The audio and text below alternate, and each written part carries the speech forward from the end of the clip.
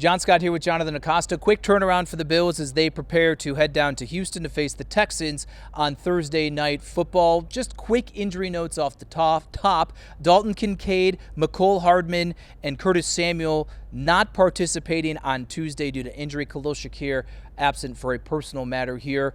Usually a couple days before a game, especially coming off of a short week. I think you expected Kincaid wouldn't play. I almost would expect the same now at this point for Hardman as well as Samuel. That's right. So the wide receiver shuffling sort of continues, right? Because let's remember that Gabe Davis, not technically on the active roster. He's on the practice squad, right? What happens with Keon Coleman after being benched for the last game? So this past game against Tampa Bay, they did some shuffling. It obviously worked very well in terms of scoring a season-high 44 points.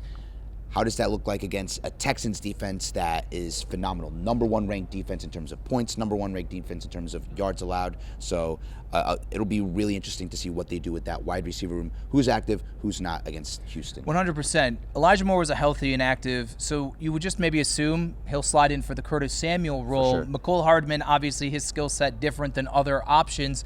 I guess from a numbers based, you'd probably say Coleman will at least be active is where I'm maybe going to assume at this point in time. The question is, will Coleman get back onto the field and get some run after missing a meeting, or excuse me, being late for a meeting last week and being a healthy and active? Sean McDermott continuing to say, we're just going to take it one day at a time. That's right. And you juxtapose that with the way Tyrell Shavers played in that game, right? And a guy who is getting the praises from his head coach, from his quarterback. I asked Josh Allen today, because something he likes to say a lot is that the reward for doing is the opportunity to do more. So how does that maybe manifest itself with a guy like Shavers, who continuously makes the most of his opportunities, and then this past game where he got that elevated opportunity was their best wide receiver, 4 catches, 90 yards, and a touchdown. And he said, hey, Shavers continues to be rewarded for the work that he puts in.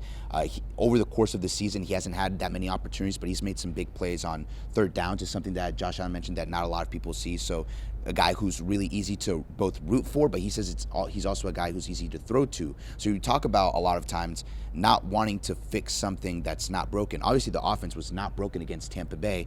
So now you have to sort of try to walk this line, right, with like Keon Coleman, a guy that this team, I think, still believes in and wants to give him the opportunity to sort of redeem himself, but at the same time, rewarding the work that a guy like Tyrell Shavers does and having the game like he did, continuing to give him opportunities because that's what he's earned. You mentioned Houston's defense. I was looking at it. I mean, they have a 1, 2, 3, or 4 next to almost literally every single statistical category defensively. It's astounding. You talk to guys like Josh Palmer, who says their defensive front in particular is really going to get after you. Will Anderson is a former top pick not too long ago, and he's just part of it. Derek Stingley in the secondary. I mean, they just go on and on and on at every level here. So as great as the Bills' offense looked, especially in the passing game, the run game has been stuffed. I think defenses have focused on that and said you're going to have to beat us with the air attack here. This may be the biggest challenge the offense has had coming off their best performance, arguably, certainly in recent times. Well, and let's remember how this offense looked last year when they went down to Houston. I mean, they were coming off the really bad game in Baltimore. I still think the offense looked worse in that Houston game. Josh Allen, I think the worst game of his that I've covered, 9 for 30 passing. Just the offense could not get anything going really in that game outside of, I think, a touchdown, ironically enough, to Keon Coleman, right? Yeah. I think. So they just could not do a lot of things very well. We asked Josh Allen about it, and he remembered that game pretty easily. He said, yeah, I played pretty badly. I got beat up in that game. And honestly, that's something that you could kind of see Houston being able to do. They do it to everybody, but sort of, especially we get that sort of chaos Josh Allen who's running around and doing stuff, you could kind of see this game sort of following a similar lower scoring trajectory like last year's game. I think the key for Buffalo in this one, especially for Josh, is even if you lean into that chaos a little bit, keeping the turnovers down, because especially going up against Davis Mills and a Texans offense that's not super explosive, the last thing you want to do is give them short fields like you gave Tampa this past Sunday with the chest pass where you set them up inside the 10-yard line, right? That's something that you don't want to do against a Texans offense that is probably going to struggle at certain points, just considering who they've been this year. Regardless of who has been the opposing offense, I look at New Orleans with Spencer Rattler. The Bills' defense hasn't always been up to the task. They have had their moments, certainly. So you don't just want to say, now that C.J. Stroud is officially not going to be the starting quarterback, it will be Davis Mills, and they don't have a slew of running backs. You're dealing with Woody Marks and Nick Chubb. Nico Collins is on the injury report, so you just don't know the caliber that this offense has. I think this is a big game for the defense to say, hey, our offense is really an uphill climb here as well as they played. They need to keep this a low-scoring game and not allow a less talented offense than they've played in the past to still get on top of them. Well, especially a defense that looks to, relatively speaking, for this time of the year, be as healthy as we can remember, right? Like outside of Ed Oliver, it really feels like a lot of those key names are in the lineup right now, right? So can they go out and I feel like they played better in the second half against Tampa Bay. Can they sort of take from that and apply that to this Houston game? Can we see Cole Bishop continue what's really been a remarkable, I think, last month of the season for him? Can he sort of continue to maybe even become a leader on this defense, especially in that back end, right? Terrell Bernard, I think, starting to look maybe a little bit healthier. Can he sort of improve or carry on what I thought was his best game in a really long time against the Bucs? So I think, again, they gave up 32 points.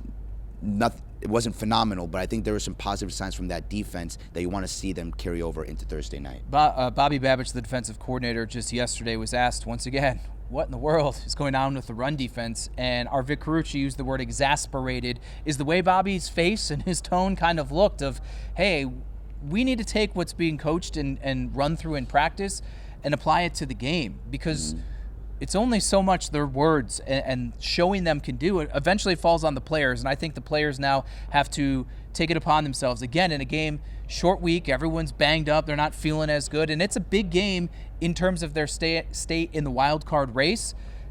They need to pick up the slack, I think, for an offense that's going to be tough sledding. That's right, but it's also, again, where the offense sort of has to help the defense, right? Because if Houston is in the game, right, and they don't feel the pressure to air it out, they can lean on that run game, even with the Woody Marks, and stuff like that. But if the offense goes out and does its job, and even if it's not 7, getting 3, winning the field position battle and stuff like that, not setting them up with short fields, well, then that allows the defense to maybe play to its strength in terms of the pass defense. And we talked about this after the game against Tampa, right, where when teams are in a positive game script, that's where it really hurts this Bills defense. But when the offense is out there putting up points, it allows the defense that has some athleticism with guys like Dorian Williams and Cole Bishop and Greg Rousseau and everything to really get after the quarterback and attack. And that's where you really feel like this defense is at its best. We'll see. 8:15 Thursday night, Bills at the Texans, Thursday night football, then a kind of a mini bye around Thanksgiving, getting ready to face the Pittsburgh Steelers. Who knows the status of Aaron Rodgers at this point in time?